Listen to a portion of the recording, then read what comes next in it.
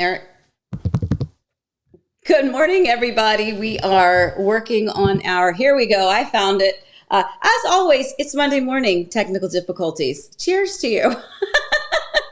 I thought I was being smart and I pushed a button so that as I was saying good morning to everybody, you could see the comments that were scrolling. But apparently when I did that, I botched something else. So anyway, good morning, everybody. I hope you had a wonderful holiday weekend, beautiful Easter Sunday. We actually had, we're going to talk about weather here in a little bit, but yesterday was definitely a lovely day to be off of work, I guess I should say. So I didn't get to everybody, but I think I stopped with Kim. Good morning, Gary, Alexander, Sydney, Florida Man, Tammy, Dizdub, Miss Florida Man, Kathleen, hey, Richard, Ricardo, anybody else that I may have accidentally missed. Good morning to you. Thank you for joining in. So it was a beautiful weather weekend here. I don't know how many of you maybe went on vacation or maybe you had family at your house. We'll talk about that here in a little bit, but I will tell you, it's a little bit, thank you, Kim, for the table setting comment. So it's very hard when what used to be this holiday weekend, my kids, aren't around. As far as my oldest, he, excuse me, he's in Virginia. So he was there, and my younger daughter, they go to, what is it? Is it San Sebastian? They go to an island. Her in-laws, I guess they always do like an Airbnb in this specific place, and it's kind of a midway meeting point between our son Steele, who is in the our son-in-law Steele, in the Army, and our daughter who's finishing up college, both in St. Simon's. That's it. Thank you. So St. Simon's Island. So they have a lovely little Airbnb or something that they go to there. So they went there for the weekend, and then my son was in Virginia. My youngest did a double shift at Cracker Barrel because apparently Cracker Barrel is totally busy on Easter Sunday. And then we'll get to my daughter and son-in-law, Allie and Hong, who just got back from Korea. So that leads me to my mug of the day. So here is my beautiful mug. More importantly, I'm so glad they're back. Oh my gosh. It is so hard to have your family away from you. But it is worse when they're traveling and you can't get to them and they're so far away. But yeah, so they brought me a mug back from Seoul, Korea. And we've gone through all of their photos and things. I have some lovely trinkets. They got me this beautiful shell. All right, so I love to collect shells. I'm from Virginia Beach, Virginia originally. So the beach and sand and shells was always kind of my thing. When Alyssa went to Korea when she was in college for a while, she did a camp.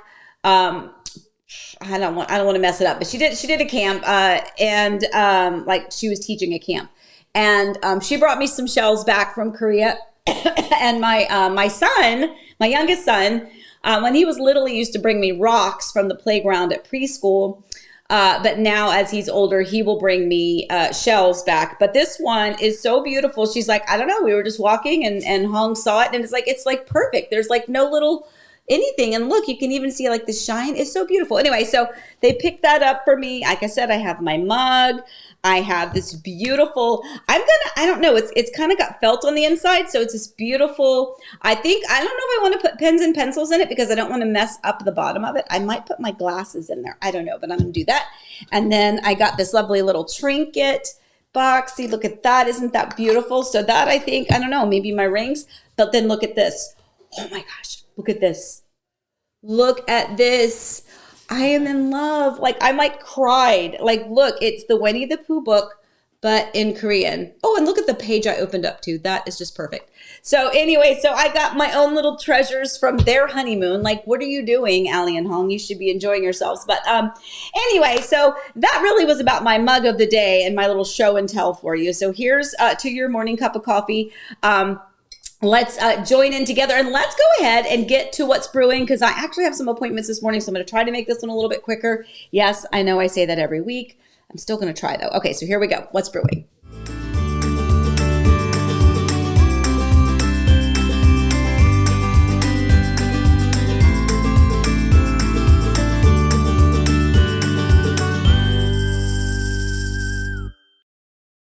Okay, so a part of why I didn't want to go too much in the beginning is because part of what I was going to talk about is actually part of our What's Brewing. By the way, there are so many people that are popping in, people I haven't seen before, some new people. Hello, love and hugs to all of you. Joe Hall, you did mention a minute ago, so close. Yes. Oh my gosh. Can we talk about how close it is? In fact, that's one of the things I have to do today, my friend. I have to go do a walkthrough later on. So super exciting. So family week for us. This was, again, those of you that follow and watch, Eric and I don't ever really take any time off. It's very, very hard to find a way to take the time off. But every once in a while, there is an occasion for us to kind of, just compartmentalize our work for the day. We'll check in. And part of that is because I'm trying to find my button, because I have twin nieces, and this is them. The ones in the back, that's Chelsea with her husband, Alex. And then that is her twin sister, Chandler. You can see there's two little ones in there. Chelsea and Alex have two adorable children, Sienna and Knox. Sienna, I'm holding her by the waterfall, and then Knox is in the hot tub, like up on the ledge. And then, of course, the picture of the food. I have to mention it because this is Eric's signature dish. He does these amazing crab boils. It has become his thing. And anytime we have special guests over, if they like seafood, then he puts together this really, really beautiful, elaborate crab boil. It has lobster tails, crab legs, potatoes, sausage, shrimp, scallops, corn, anything else? I don't know. It's all in there. And it's really amazing. So we had a wonderful feast with them. We had some cornbread. But here's the thing I have to tell you about. So I don't know that you can tell, but look at the picture of me holding Sienna by our waterfall. Okay, so I have had this vision of that waterfall recently, and what I wanted to do was create like a treasure chest in there. So I got Sienna and a little treasure box, and you open it up and it has all the like plastic jewels and gold coins and things like that in it, right? So I took all of those and I hid them all over the waterfall. And it was so much fun. She loved it. So she was going on her little treasure hunt, kind of like an Easter egg hunt, but it's like, kind of piratey themed. So she was going to search for her, and here Eric is with one of our boxes. Thank you. Right on cue. So this is one of the boxes. Okay. So this is what I bought then. Just got these off of Amazon, but look, so they're filled with all the little gems, and these are actually, over here, sorry. These are actually, there's meant for the pool is what they say. I will say some of these are kind of smaller and they don't feel great on your feet if they fall, but then you got the little gold coins. Anyway, so this was the little box I got for her. I'm so bad at this. And so I bought a couple extra, by the way. That's why, because she got to take hers home with her. So I hid those all over. And honestly, that was my thought as one day when I become a grandmother, Mimi, I will be called, please. And, that was just something that I just kind of thought would be really fun. And honestly, it was really fun. Sienna loved it. We did it on the waterfall a few times, and we did it on the sun shelf a few times. And then she wanted to do it on the lanai a few times. And so it was a lot of fun. In fact, it was really cute because the other day, I realized that she missed a whole section, so I had to go pick all the stuff up. But anyway, so that was a lot of fun. So we have my twin nieces and her husband, and two little girls came over. And then, of course, Alyssa and Hong got back from Korea. Thank you, Lord. They got back safely. And they spent some time with us on Friday and Saturday. We had some pool time. We had some looking at their pictures, talking about their trip time. And I left them alone yesterday. We did take them some ham and some biscuits so that they could have some ham biscuits. But anyway, so that was a lot of fun. So we did have a little bit of time to enjoy some family. And this was honestly the first time we had, kind of a get together with the pool. And I will tell you, it absolutely was the most therapeutic thing. I really needed that. I think Eric really needed that. Just to be able to put the phone away for a few minutes. There was nothing that was an emergency in nature. We were still checking the phone, but boy, just be able to put it aside for a few minutes and enjoy what was right in front of us was amazing. So anyway, with that, I'll go back to the other what's brewing. So rainy week ahead. So despite the fact that we had a beautiful day, gosh, it was like pretty much beautiful all week, wasn't it, Eric? Yeah. Like, I mean, it was just beautiful weather. Yesterday was a little overcast, but this coming week, however, including today, it's a little overcast. It's not raining right now, but really we're kind of have a rainy week ahead of us. And I say that because I have quite a few clients coming in town this week. Nick, I'll see you tomorrow.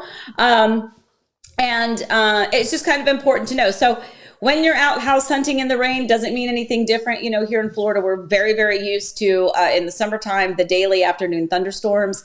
So it's really just a matter of just being prepared. And in most cases, the afternoon thunderstorms only last a few minutes, but this is kind of rainy weather. So we'll see how that goes.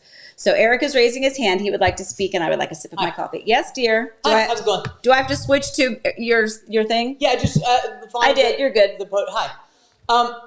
Well, I'm sort of disappointed because we're planning the show, and it's like rainy week because the forecast as of yesterday was going to be rain all week. It's sunny. And now it kind of looks like, well, it's not much rain. We really, really need the rain, though. We do. So, we do. Very happy about that. So yes, that's all. We do. Thank you. Goodbye. Thank you for chiming in, dear. All right. So no, but we really do. It's funny because we in our pool video, which we'll talk about that a little bit later too. The pool video, we actually have the irrigation built into the flower beds that are built into the pool area. So all of those plants that are actually planted are receiving water from the irrigation system, which, by the way, in Florida, homes come with irrigation systems. And in most counties, it's front and backyard. I will say there are some counties, because of water restrictions, they will only allow you to irrigate the front yard and not the back. So we'll talk about that a different day. That will be dependent upon your specific home and area that you are building or purchasing. But yeah, so we did our pool video. And where was I even going with that? I totally got off track. I don't know. It left me. You know what? I think it's because I slept too much yesterday. I did. I have to tell you, I was a lazy bum yesterday. Yeah. I mean, lazy bum was really, that's the best way to describe it. I think, like, no joke, I'm sore from being lazy. Is that a thing? Can you be sore from being lazy? I think it's my Eric, So when he pushes this button now, that's my sign. Okay, go ahead. So just to give people an example, if you've seen Charlie and the Chocolate Factory, Grandpa Joe and Grandma Josephine, you and Grandma Josephine yesterday. No, it was great. I was great. So happy that you actually had a day you could just not be there. So don't feel bad. I'm sorry if you're sore from laying in the bed. But it was great. It was very good. Thank you, dear. It was just a day that, basically there are 2 days a year where I feel like it is okay for me to not respond unless it is a 911 emergency. And it's okay, by the way, we're still looking at the phone, but, and it's Christmas Day and it's Easter. Those 2 days, I feel like, you know what, I'm not going to apologize for not, being right on my phone and responding right away. I do look, and if there is a 911 emergency, then I'm paying attention to it. But honestly, there's nothing that can happen on Easter Sunday that we're going to be able to fix necessarily. So, but anyway, so I was a little bit lazy. Yeah, I'll admit it. And it was the first time I've done that in like a gazillion years. And it was hard for me to wake up today. Anyway, all right, let's get going. So, yes, I see Jim, you are saying, let me go up here. Jim, your drywall schedule this week. Oh, I know. Guys, I have to tell you how exciting it is. So many of you that are watching are clients, whether you have been building new construction and you have been waiting, and I have been waiting, and it's been this long process, right? And I tell clients, the way it works is that it feels like when you are purchasing a home, and again, let's mention new construction, because if it's resale, it's a different timeline and it's a different process. But for those people who do opt to go the new construction route, there is a lot of hurry up.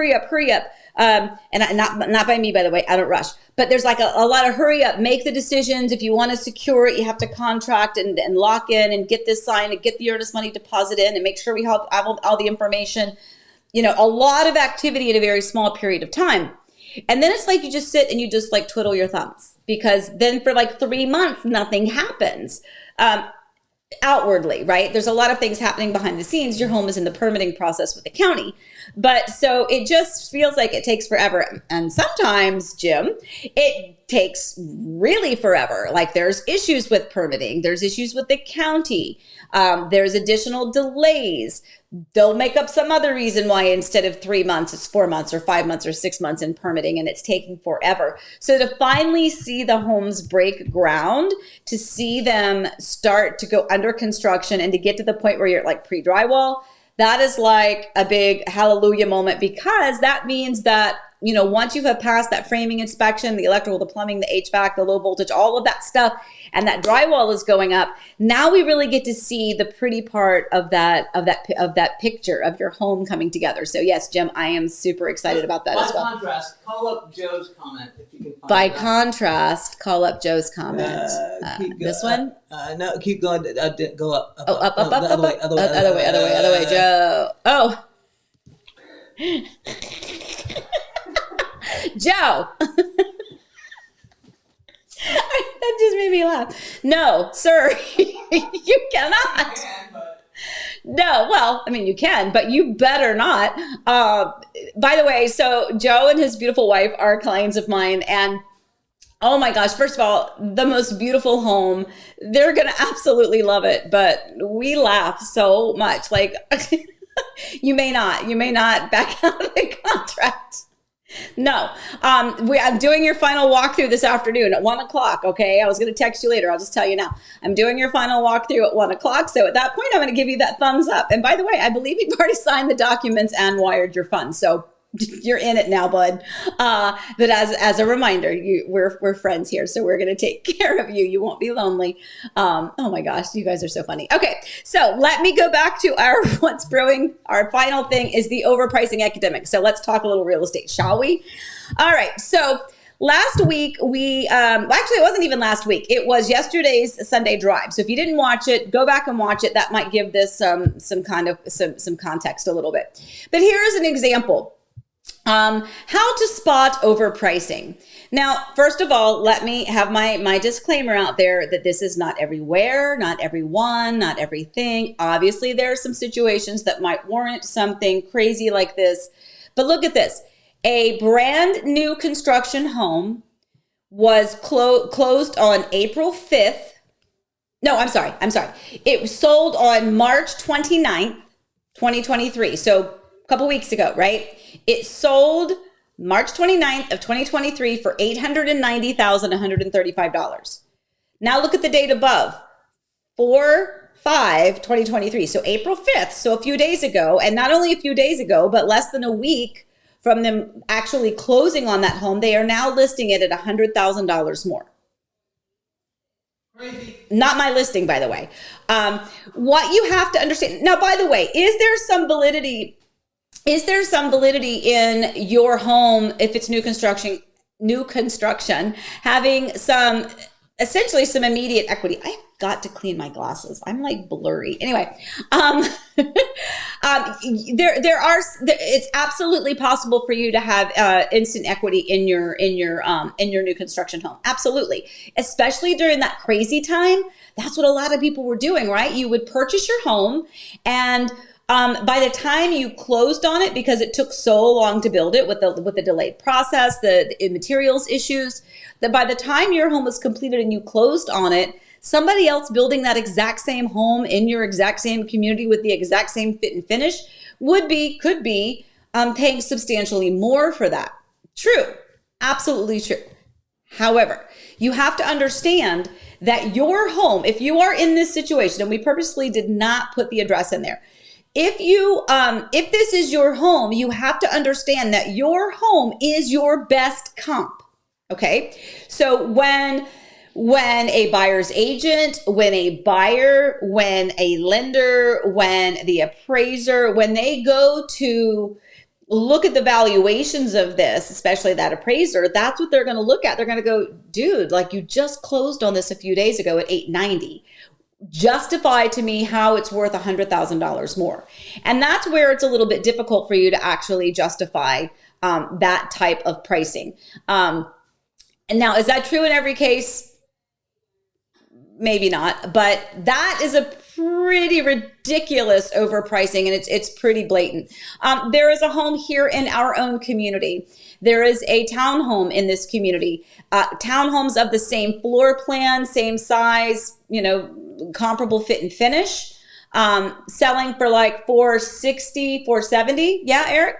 Yep, 460. And those are sold comps. They sold for that, by the way.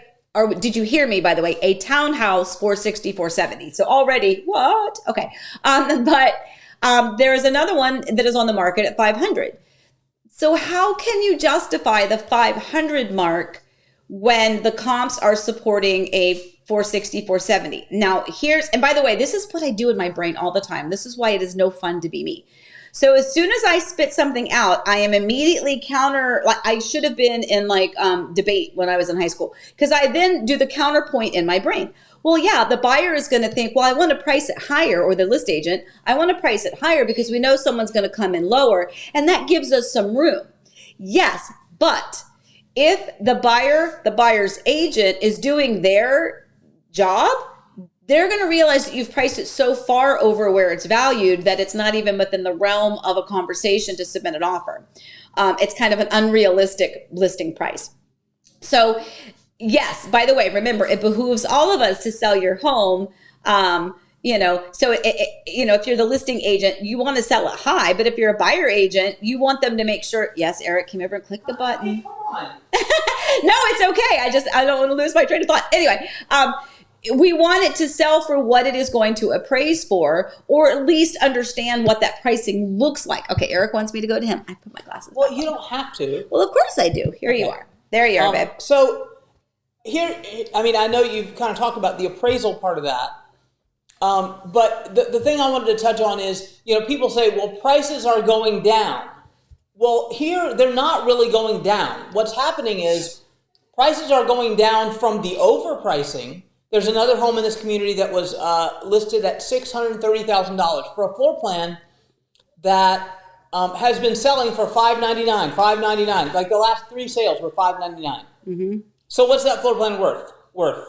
$599, right? Well, they've since reduced it now to $604, and they'll probably sell it for $604. So that will still be an increase in price. But you can't just pick a number out of the air and go, I'd like to make that. That doesn't work anymore. It worked 2 years ago. It doesn't work now. Right. That's all I have to say about that. Yes, sir. Very good. Nice point. Thank you, Jim. Thanks.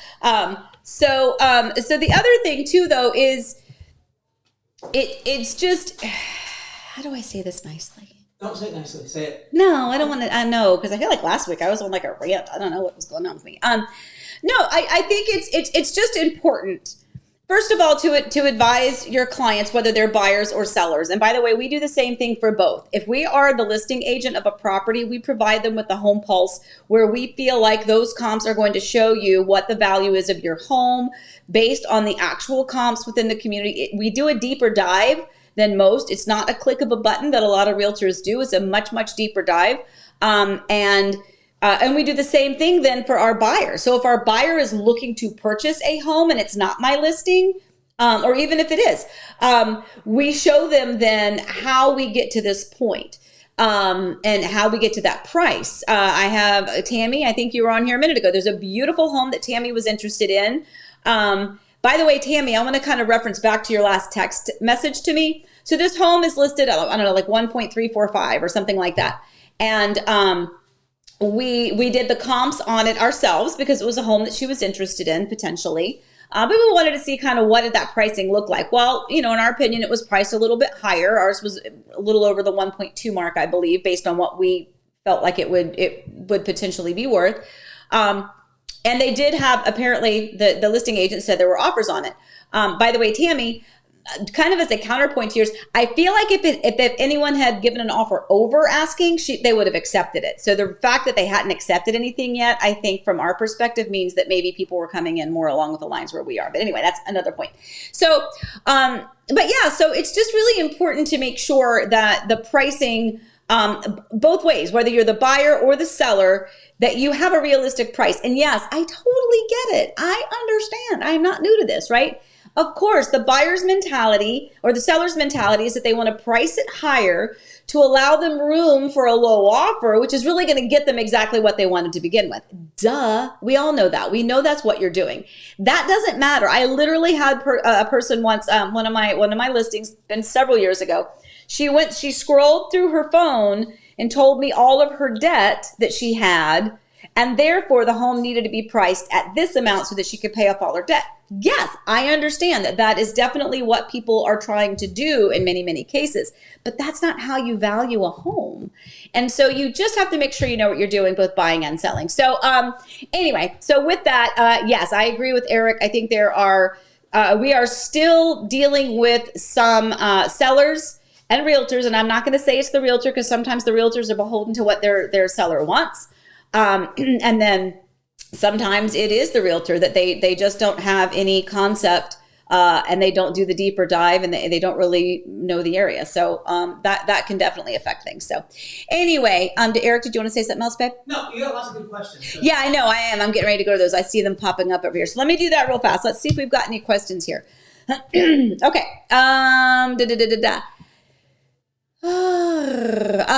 Star Hopper 1980. That's Tim. Hey, Tim from Waterbrook here. Do you know if the extension to Hartle Road in Claremont is planned to make it easier to get to the Disney area? Yes. Yeah, 100%.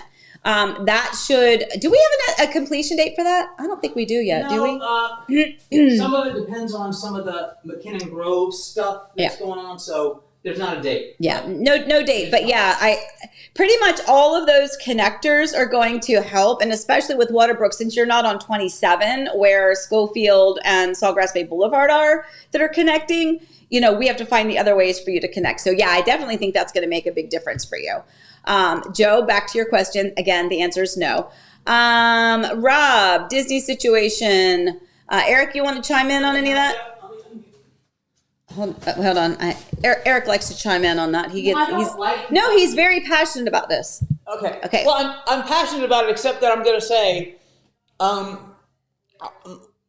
so much of what's going on is opinion that it's almost not worth getting into, except to say, what's happening right now is that the governor of the state was upset, basically because Disney responded to a law that the governor had passed, and Disney was upset, so they stopped donating to him.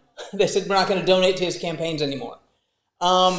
So he did something that a lot of people think was punitive. I'm trying to walk a line here.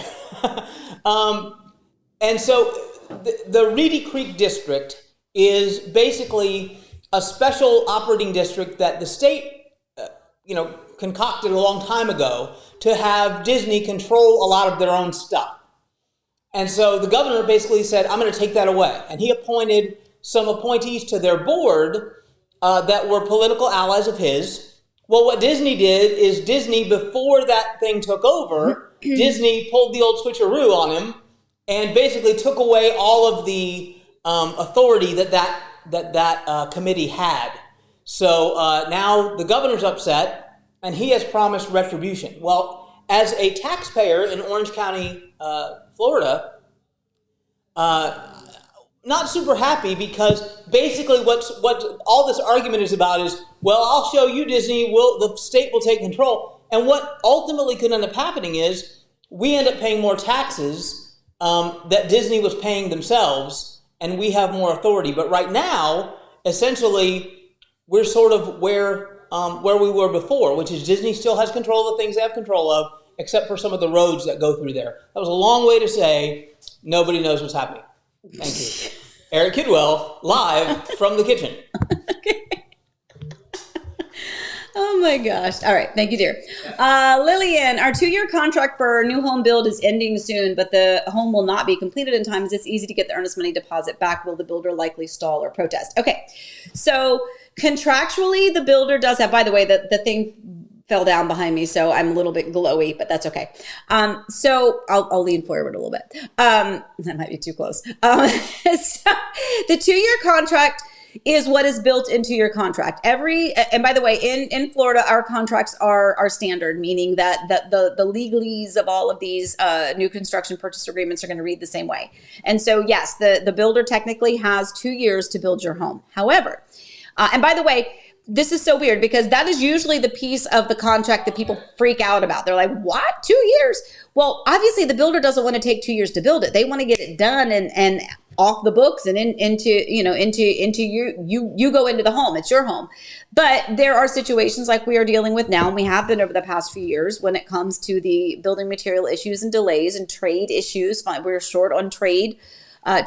So those are some challenges. Now, for my clients, and I have had some that have had this exact same situation happen where the 2-year mark was not going to be met.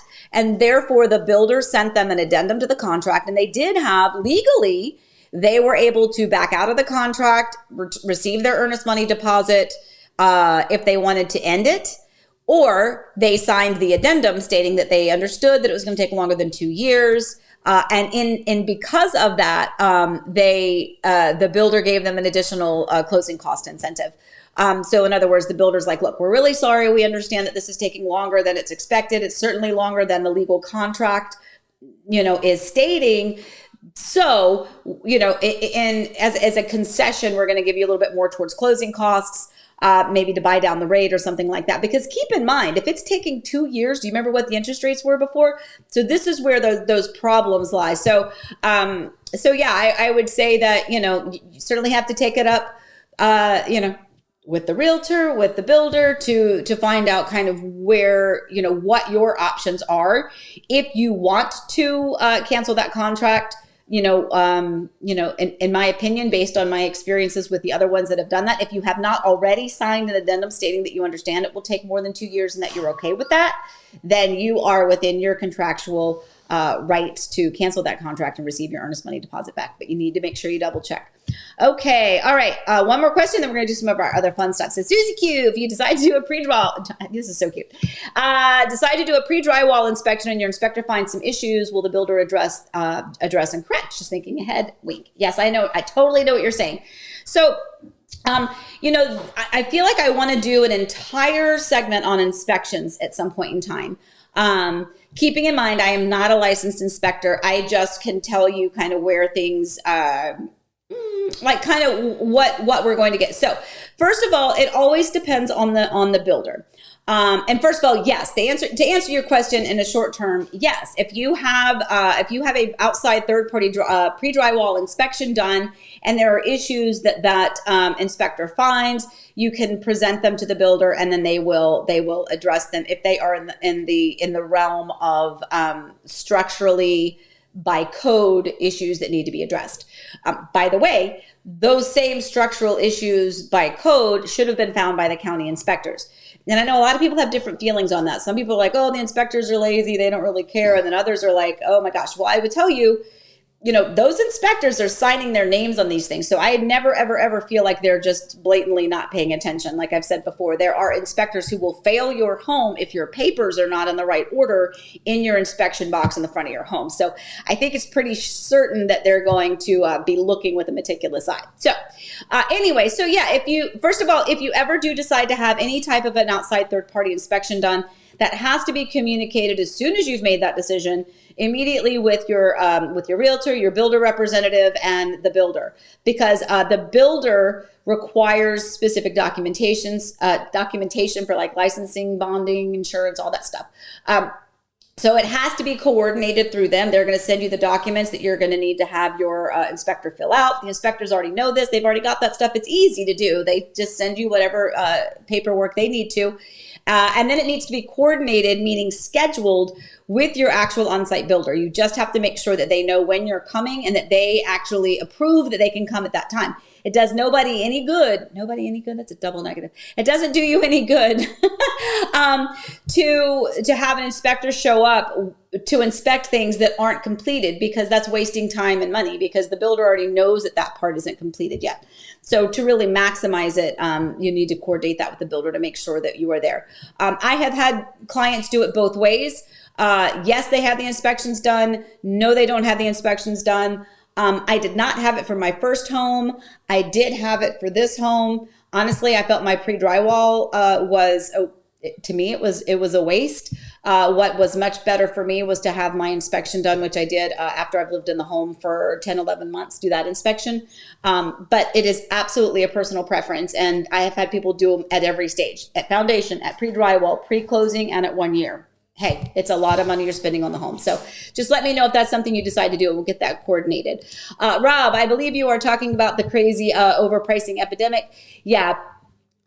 So yeah, it just doesn't increase that quickly. You are correct. It's just not that home that we said sold at $890 and then they listed it a few days later at $990, $100,000 in a couple of days. It's not, again, your home is your own best comp. And so that's going to kind of kick you in the booty. All right. So let's go back to some of our other fun things. Let's do some congratulations.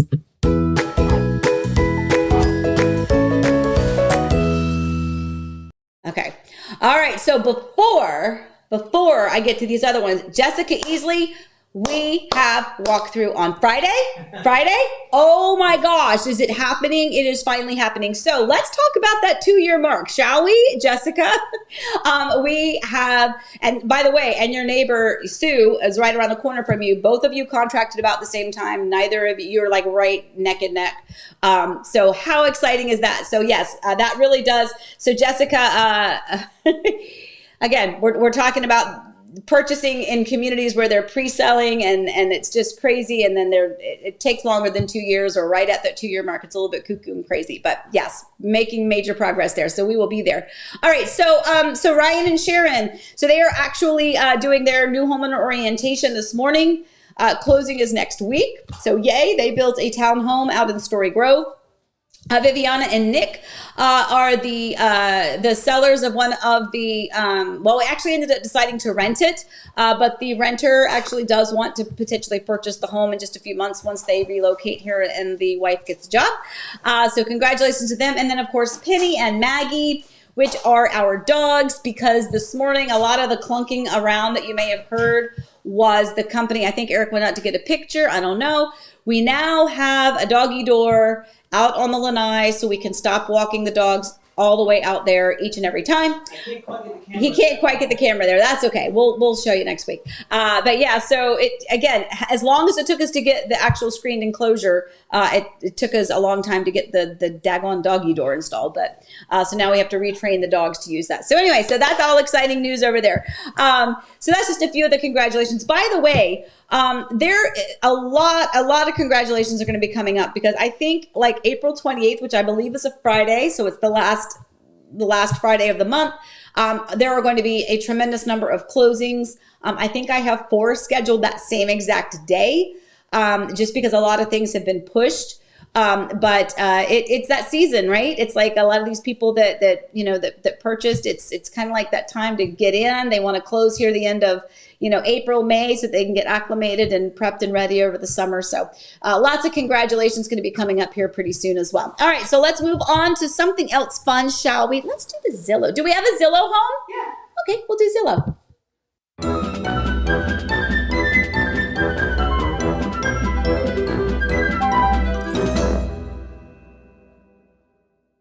Okay, now I have not seen this one yet. Rolling Meadows, Illinois. 4 beds, 4 bath, 3,449 square feet. Oh, 584,000. Ooh, is this it from the aerial? Yeah, the theme is circles, for sure. Circles, circular. Okay, cool. I really like kind of the circular balcony area. Yeah, okay. It's all circles. All right. I love it how Eric finds these, and sometimes I haven't seen them, so... Of course, now you got little eyeballs on my glasses. I'm always there. Well, I know, but I don't have to turn it off fast enough. Oh, look at that. I love the circular fireplace. That's pretty cool. Okay. All right. What are you guys thinking? I guess Eric says the theme is circles. So it is definitely circular. The home is circular. The driveway was circular. Okay. Oh. Master bedroom. Where do you find sheets for that? Yeah, how do you find, do they make circular sheets, guys? Is that a thing? Do they? I don't know. So Rolling Meadows, Illinois. Oh, wow. Look at the slide coming from the second floor into, oh, that's kind of cool though. Look at this. What are we thinking, guys? Do we want to all put a bid in on this? 584.9, 4 beds, 4 baths. It's actually a nice size home. 4 bedrooms, 4 bathrooms. I like that. That's about it. Yeah, it's pretty. I like it. Very nice. I like that. Good find, babe. Thanks. I like that.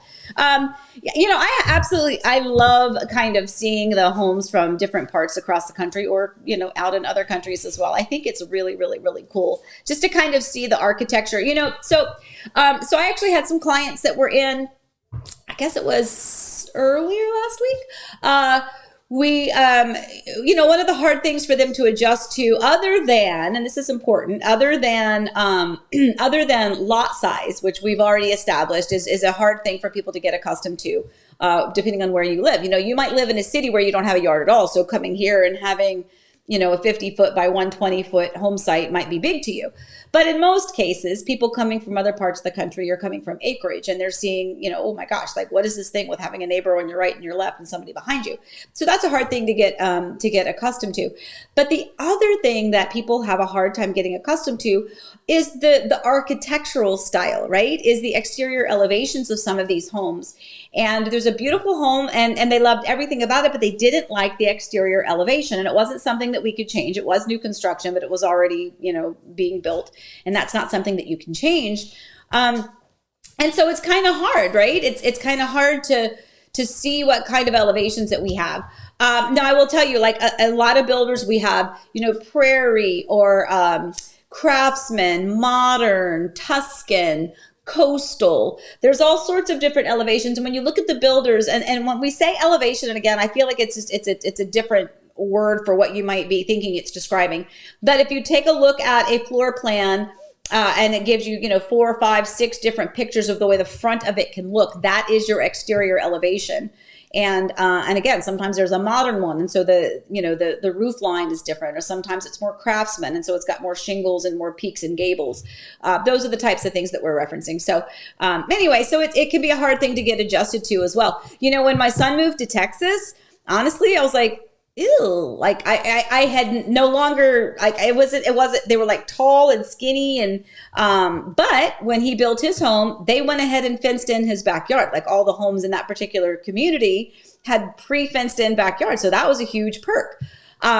But when I look at homes in Virginia, there's a total familiarity and comfort when I see like those colonial homes, right? Because you see those a lot in Virginia where I'm from. So anyway, so those exterior elevations. So tell me kind of what you think, as you're chatting through here, do you, if you were thinking of moving to Florida, or if you are thinking of moving to Florida, or if you are moving to Florida, is the exterior elevation something that you're excited to? Like, for instance, I have a lot of clients who are like, oh, I want palm trees. I don't want these other trees in my landscaping package. I want palm trees. I'm moving to Florida. I want palm trees. As opposed to maybe a magnolia or a crepe myrtle, which they might already have where they live already. So to them, it's not new and exciting. It's not indicative of where they're moving to. So what about you? Like, what is your kind of vibe when it comes to the exterior elevations of homes when you think about Florida? So y'all can think about that and chat and chime in. I'm going to go over to a couple of other questions. I think I got one. Kim. Oh, is it hard to find communities that allow privacy fences? Kim, that's a great question. So no, not really. Most communities are going to allow you to fence in your yard. I say most, but not all, because there are some that have that restriction. Now, when you say a privacy fence, usually in most, and again, I say most, not all, most communities will allow you 2 different type of fencing options, and one of them is the privacy fence, and one of them is the black open railing fence. However, if it is a privacy fence, there is usually one color that is allowed, depending on your communities, HOAs, covenants, codes, restrictions, bylaws, all that stuff.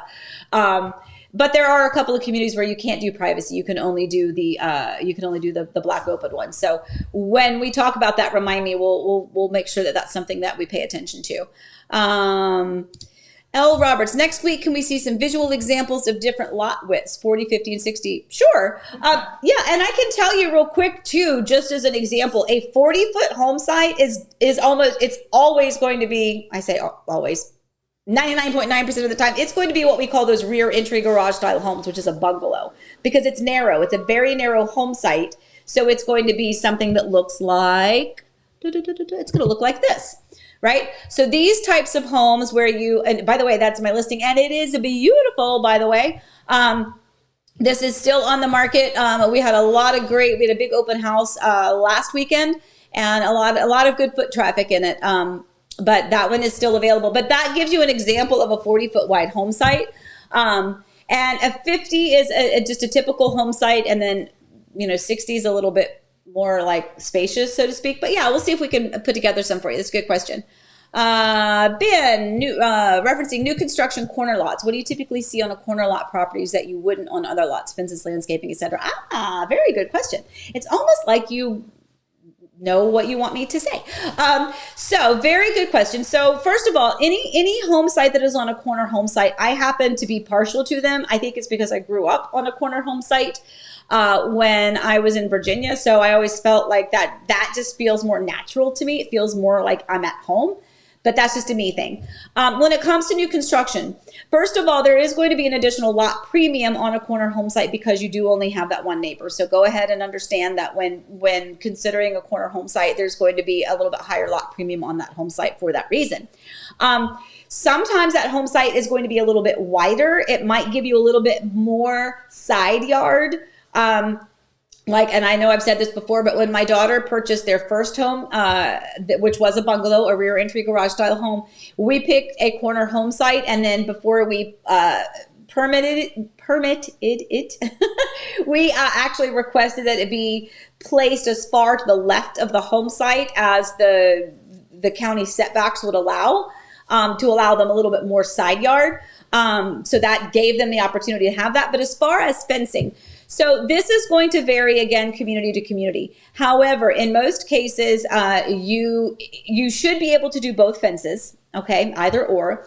If they allow you to do a privacy fence, they are most likely, and this is going to be very much a most likely, they are going to require you to do the type of privacy fence that has the section above that looks like lattice work. I don't know what the proper term is, but you probably know what I mean.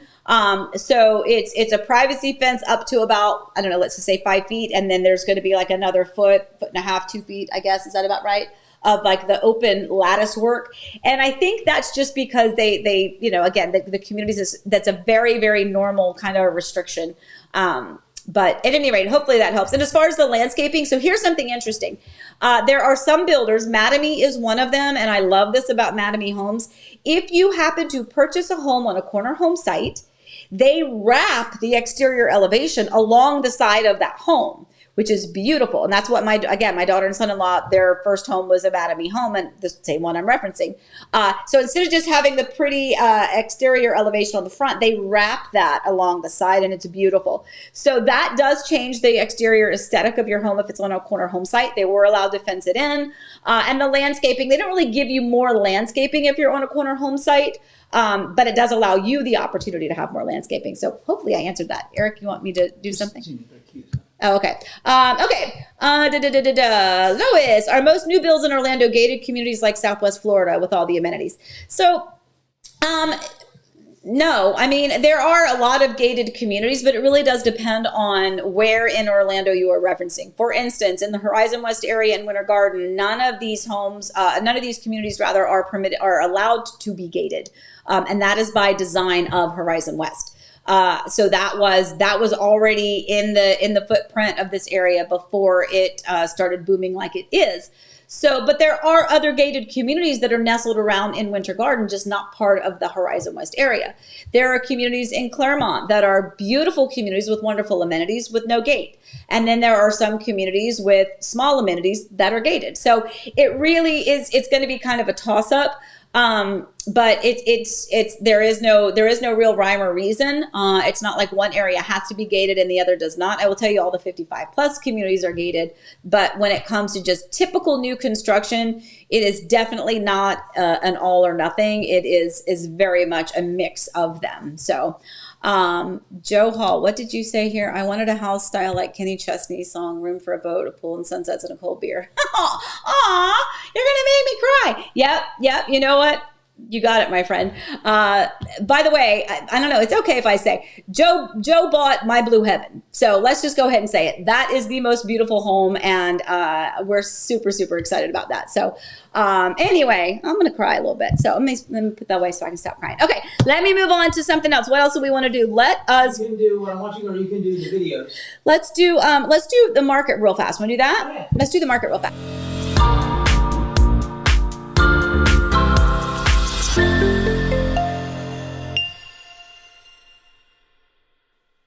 Okay, so if you noticed last week we added this, and you'll see that over here to the far right of your screen shows the exact graphic that we provided for you last week based on that market for the past 30 days.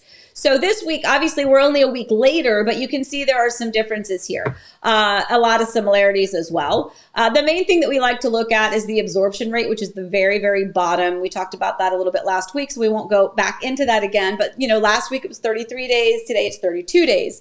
I just mentioned earlier about how many closings are going to be happening in April.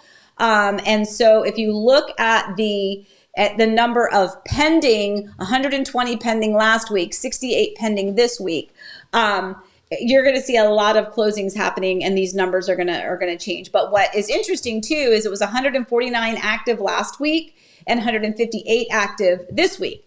So it's just you can kind of see, our market is still relatively steady. We always start to kind of pick up around this time of year, as do most areas across the country. But when you think about the number of homes that are available, the number of buyers that are out there, we are still having some of the same issues that we've been referencing every week here on Coffee Time. So, okay, so I'm going to move on then. Let's go on to another one because I have to scooch out of here in the house because I have a walkthrough. Let's do what I'm watching.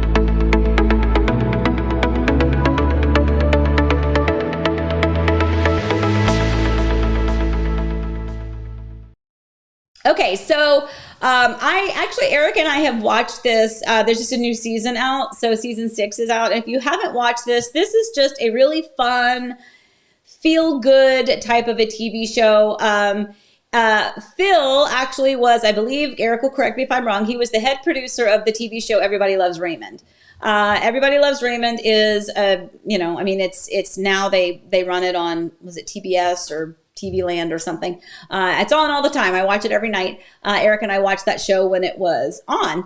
But at any rate, so he was, I think, the head producer of that. In fact, his wife, his real life wife, is the woman who played Amy, which was Robert's wife in Everybody Loves Raymond. So anyway, so basically, this series, he just travels all across the country, all across the world, finding these great places to eat, kind of enlisting the help of sometimes celebrities or just local celebrities of that area to take them to places, or sometimes just someone that they know, to really show you the hidden gems, right? The places that you might not go to. Maybe it's not as big, flashy on the outside, but they find these great, small little restaurants that have the most amazing food. Now, I am not a foodie, but I can appreciate this. And I wish I was a foodie. I wish I could travel and eat. I can't do it.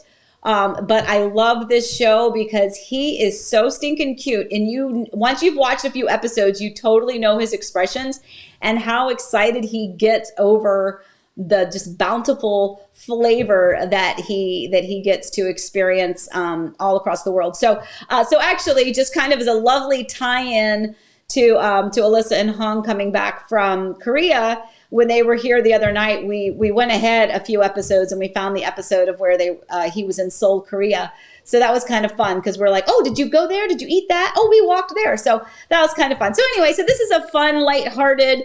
You don't have to watch one episode to know what's happening in the next. Each episode is independent of the other, but it is really fun. So if you haven't watched it, that's one of my little go-tos for you. And now let me go back over here because I got one more thing Eric wants me to show you. Hold on. I got to find my button. Here we are. I found it. Okay. So these are just a couple of the most recent videos. If you haven't already watched them, yesterday we did an update on, yes, that is me with a giant, oh my gosh, that was called a blueberry cobbler ice cream. That is absolutely fabulous. Anyway, so we gave you an update on Hamlin. There are a lot of new businesses that are opening a lot of new restaurants. There are a lot of new a lot of new places that are opening up that are coming out of permitting. We drive you through. There is a Chick-fil-A now with the Chick-fil-A sign out front. It's not open yet, but it's getting there. The new Taco Bell, a couple of other great places that are going to be opening up soon. So we're just excited to share that with you. Again, we've referenced it many, many times, but for people that purchase in an area where the growth has been so overwhelming that you feel like, okay, the retail and the restaurant and the other services need to kind of catch up. This is just kind of an example of everything catching up. And then the other one is the cost to build our pool. So this one is fascinating to us. I know most of you have probably already watched that video if you had any interest in knowing what it costs to build our pool. Now, it's not so much about our pool. It's really about guiding you through the process of decisions that you have to make in building your own pool. Because as we've said many, many times, as our little disclaimer, this is what it cost us to build our pool at the time in the market, in the geographical location, based on the fit and finish that we wanted for ours. So it's in no way to mean that everybody's pool is going to cost the same amount. But it does give you some really, really great in-depth information as to what that might look like for you.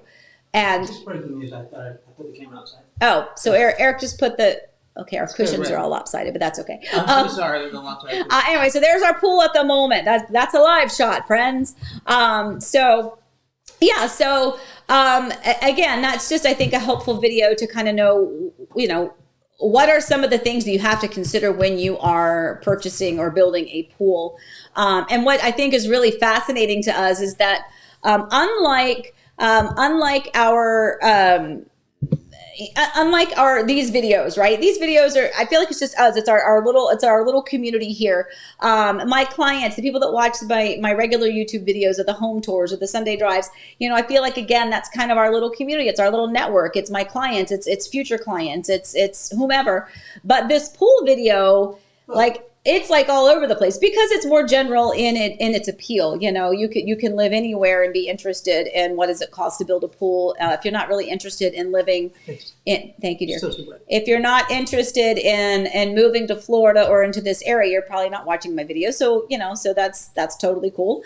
But, so obviously what I do in that regard is very, very subject specific, but that pool video is very, very 7,000 views in the last 2 days. Yeah. 7,000 views in the last 2 days. I don't even know what it has completely on it, but we're amazed because every time we wake up, we're like, oh, there's a new comment on that pool video. So, so good. That's helpful. That our whole thing is to help people. So hopefully it does help you and those people that have watched that video. Marcia, you said I'm dizzy. Hold on. I got to figure out why. Why were you dizzy, Marcia? Was it because of the pool? Because we kept moving back and forth? Anyway, okay. So real quick, we are going to, I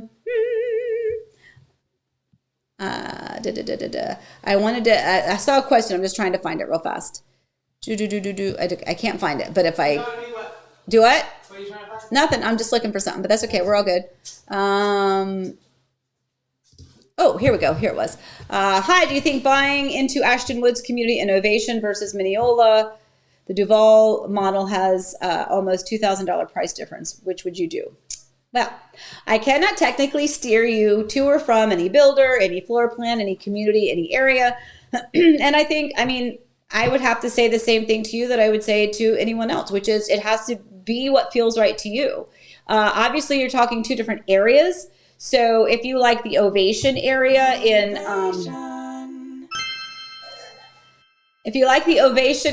the Horizon West area, certainly that has a tremendous amount of appeal being so close to Disney and being in that Horizon West area in Winter Garden. So there's a lot of name recognition there. There's a lot of convenience when it comes to, again, if you are a Disney enthusiast.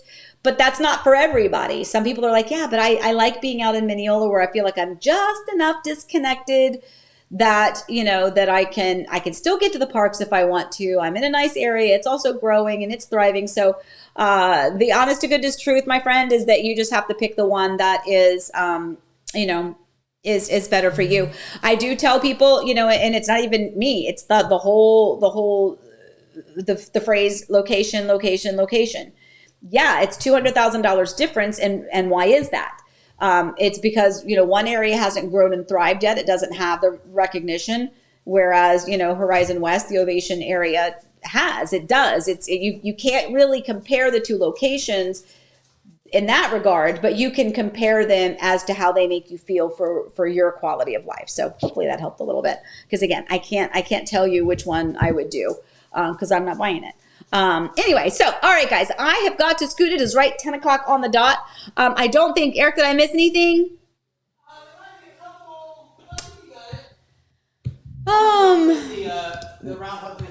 Mel, we did have one question. We are looking to put your home up for rent. Do I offer any assistance with that? So I told her to text you. Yeah, just text me. I mean, I do and I can, and I am right now. I've had a couple of my listings where my clients purchased the home and then I listed it for them for rent. I am not typically an agent that deals a lot with rentals. But I can, and I do. It's just, I don't work for a property management company. I don't really deal with all of that, but I can absolutely assist. So just text me or call me and we'll go over some of the things that I can do to help. Alexander, you also say somebody feed Phil is so awesome. Yes, I agree. Go to the very bottom. John Runciman said something very nice. John Runciman. By the way, thank you again for all your help in getting our house in 2020 in the middle of COVID. We love our house, neighbors, and neighborhood. Aww. See, y'all are going to make me cry again. So as always, it's our honor. It's our pleasure. It is our honor. We love helping people. And mostly we thank you for letting us be a part of your journey. We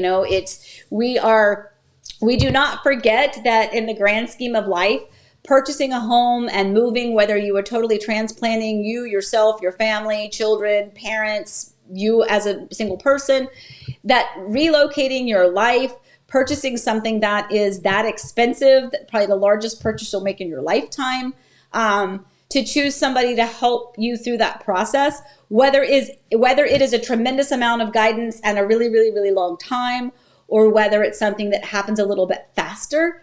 And no matter how that process works, we are just truly, honored and humbled and love to kind of be a part of that process, and that you trust us to do so. And more importantly, I say it all the time, I forgot to show this. So this is an Easter mug. Your flowers are back there. And my flowers, the hydrangeas are over there. And this is from our neighbors who were our clients, but most importantly are our friends. And this was a little Easter/anniversary gift that they brought over the other day. I didn't want to forget this. I meant to fill it with water. It's empty at the moment. I meant to fill it with water and I forgot. But and that really is truly how we feel. So whether you are a client that we see all the time, or whether it's someone that we still text all the time and you're still sending me pictures of your home, or whether we meet here on coffee time, we love you. We truly, truly do. And we hope you know that we will be here for you, whatever you need at any point in time. And as always, you can call or text. Sorry. And anyway, so in all seriousness, feel free, please give us a call, 407-848-8042. You can text me. I will tell you, if you text me, I can respond a little bit faster than calling, because sometimes I can't answer the phone. I do try to answer it whenever I possibly can, but not always. So texting is a little bit easier, and then we will kind of start that process. But to all of you out there, again, please know that we really do thank you. So please stay safe, stay well. Remember, we love you, and happy house hunting. Bye, guys. I'll see you next Monday.